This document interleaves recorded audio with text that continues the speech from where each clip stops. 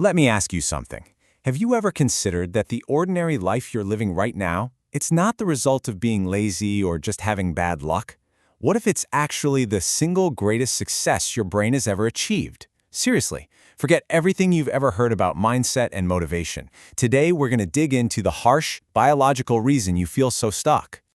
Yeah, you heard that right. Your brain isn't really designed to make you some exceptional world changer. It's got one core mission and one mission only, to keep you safe. And for your ancient primal brain, being average is being safe. It's a stunningly effective survival program that's running in the background every single second of your life.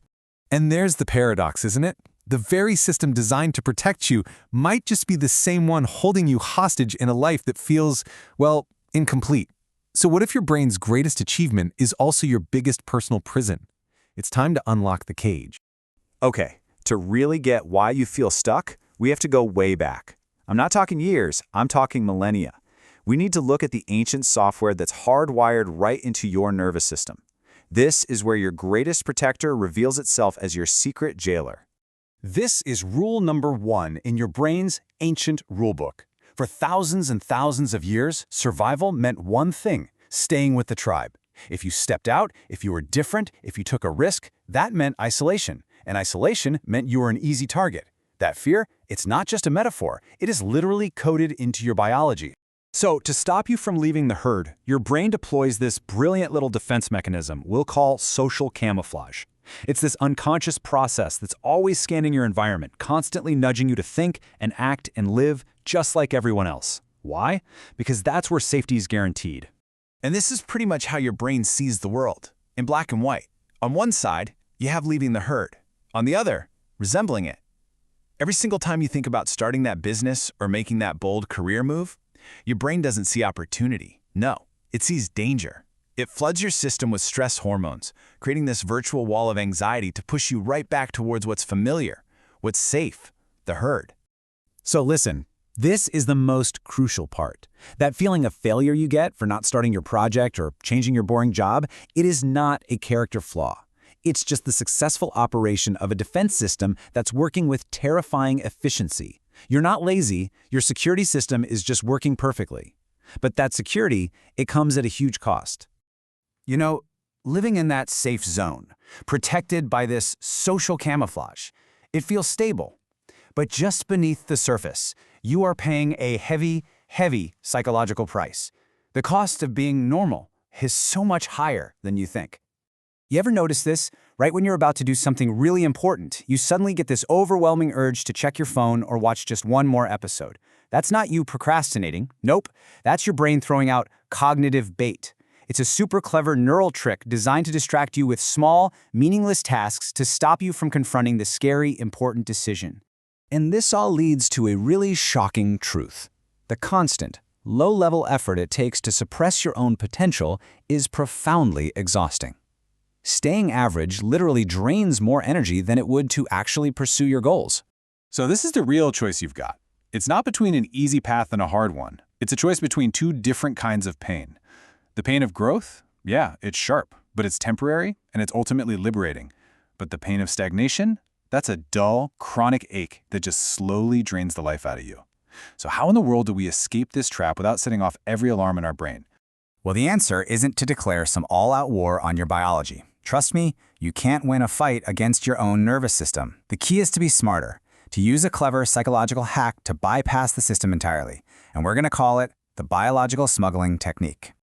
Think of your brain's defense system like a high-tech security grid. Any big, sudden move, like quitting your job to start a company, triggers all the alarms. It floods you with anxiety and fear. So the question is, how do you get your ambitions past the guards? You smuggle it in. Biological smuggling is the art of introducing huge, scary changes in doses so small they fly completely under the radar of your brain's threat detection. You wrap your big, exceptional goal inside a mundane, even boring daily routine that your brain already considers safe. The process breaks down into 4 simple steps. First, you pick your big, scary goal. Second, you hide it inside something you already do every single day. Third, you make progress in these tiny, almost unnoticeable bits. And over time, your brain starts to recategorize this new, dangerous activity as just part of your safe, familiar routine. Let's make this super practical. Don't go and announce you're quitting your stable job. Instead, just steal 20 minutes from the time you'd normally waste scrolling social media at night.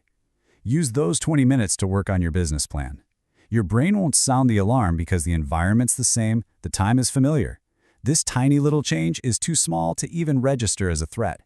You are literally smuggling your future past your own internal security. Okay, so the smuggling technique gets you started. But to make this change permanent, you need to completely recalibrate your brain's entire relationship with fear. It's time to flip the scales.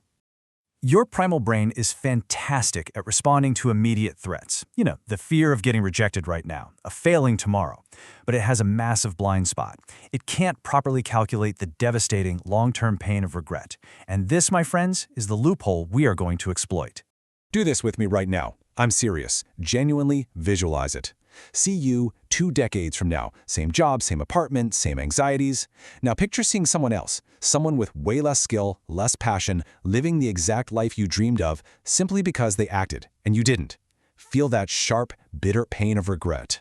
When you make that future pain of stagnation more real, more visceral, and more terrifying than the immediate fear of taking action, something incredible happens. Your survival instinct, it switches sides.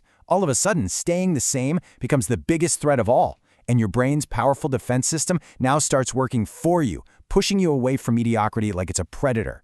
So, you get the system now. You have the technique to bypass it and the mindset to totally transform it.